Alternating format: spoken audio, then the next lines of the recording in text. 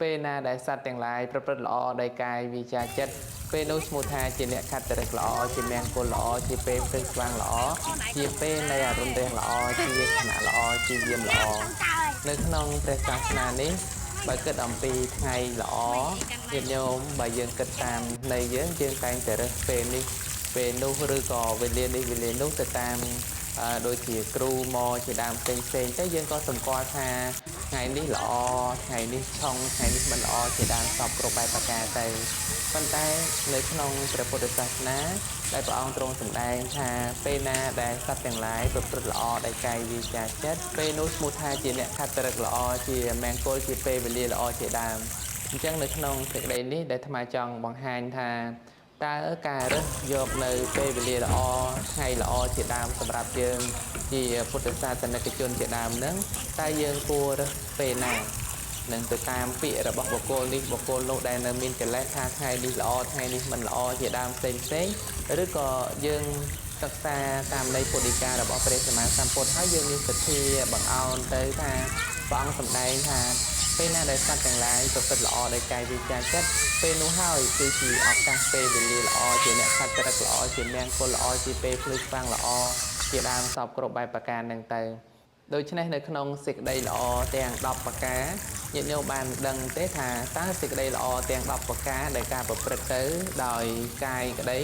ដោយវាចាក្តីដោយចិត្តក្តីដើម្បីប្រព្រឹត្តទៅជាមង្គលជាសិរីសួស្តីសម្រាប់យើងគ្រប់គ្នាអញ្ចឹង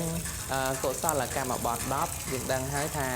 គឺការប្រព្រឹត្តធ្វើដោយកាយកម្មមាន3ប្រការការប្រព្រឹត្តធ្វើដោយវិច័យកម្មមាន4ប្រការនិងការប្រព្រឹត្តធ្វើដោយទៅតាមផ្លូវចិត្តគេហៅថាមនោកម្មនឹងមាន3កាយកម្មគឺបានដល់ការមិនសម្លាប់សត្វការមិនកាន់យកទ្រព្យរបស់អ្នកដទៃនិងការមិនប្រព្រឹត្តខុសក្នុងកាម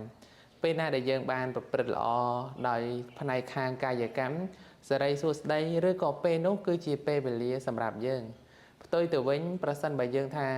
យើងចង់បានសិរីសួស្តីចង់បានមង្គលហើយយើងទៅប្រព្រឹត្តអំពើអាក្រក់ហើយយើងរករបស់នេះរករបស់នោះមកការពារថែមទាំងខ្លួនយើងនេះមិនបានប្រព្រឹត្តទៅឲ្យមាននៅកុសលធម៌ជាទីចម្រើនទេព្រោះដូច្នេះមង្គលក្តីសិរីសួស្តីក្តីគឺថាមិនកើតដល់បុគ្គលនោះទេចំណែកខាងផ្នែកវិច័យកម្មវិញគឺបានដល់ការមិនពោលពាក្យកុហកការមិនពោលពាក្យញុះញង់ការមិនពោលពាក្យត្រពុះបោះបោកនិងការមិនពោលពាក្យឬរាយឥតប្រយោជន៍ជាដើមអញ្ចឹងកាលណាបើយើងប្រព្រឹត្តធ្វើនៅកុសលកម្មផ្នែកខាងវិច័យកម្មនេះដោយចំណែកល្អសិរីសួស្តីឬក៏ពេលវេលានោះហើយគឺជាពេលវេលាសម្រាប់យើងដែលថាពេលវេលាល្អនិងមួយទៀតផ្នែកខាងមនោកម្ម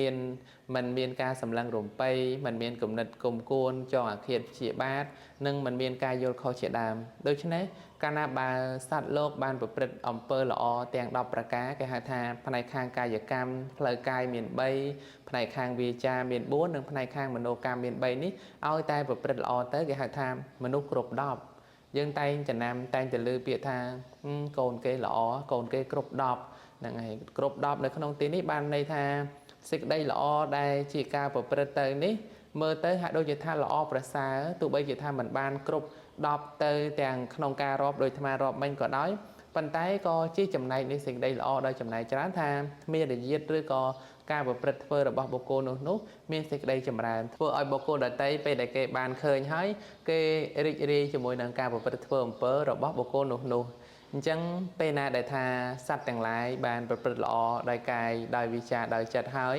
សិរីសួស្តីរមែងប្រកបដល់បុគ្គលនោះយើងកុំគិតថាពេលនេះបានល្អពេលនោះបានល្អដល់មែនតែនទៅពេលខ្លះទៅជាបន្ទោសខែបន្ទោសឆ្នាំទៅទៀតអានេះបើតាមន័យផ្សេងមិនដឹងទេប៉ុន្តែបើតាមន័យពុទ្ធដីកាដែលព្រះអង្គទ្រង់សម្ដែងណាបងគឺថាមានតែការប្រព្រឹត្តធ្វើអំពើល្អនឹងហើយបានទៅជាសិរីសួស្តីបានទៅជាអ្នកខត្តរិកដ៏ល្អប្រសើរ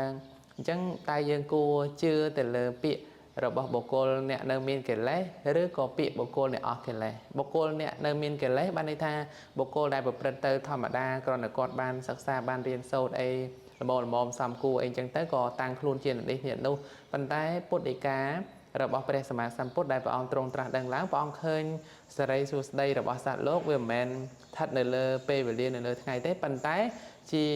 ការប្រព្រឹត្តទៅដោយការប្រព្រឹត្តល្អដោយកាយដោយវាចាចិត្តអានឹងបានទៅជាសិរីសួស្តីមង្គលរបស់សត្វទាំងឡាយសូមអនុមោទនា